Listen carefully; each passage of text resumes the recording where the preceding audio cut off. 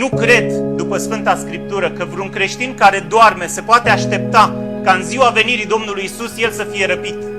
Nu cred că vreun creștin care are păcate ascunse în viața lui, care are o formă de evlavie, dar tăgăduindu-i puterea, care are poezii în loc de rugăciuni și cântece în loc de cântări și vorbe în loc de cuvântul lui Dumnezeu, nu cred că un astfel de creștin poate avea nădejdea de a fi răpit. De aceea, fiindcă biserica doarme în forme, în ritualuri, în tradiții, în obiceiuri și în datini, în ceea ce n-a fost scris, în ceea ce Domnul Iisus a dat la o parte, cuvântul pe care îl dă Duhul Sfânt bisericii sale în zilele acestea este ceasul în cele din urmă să vă treziți. Cuvântul pentru noi, dragii mei, în zilele acestea este trezire.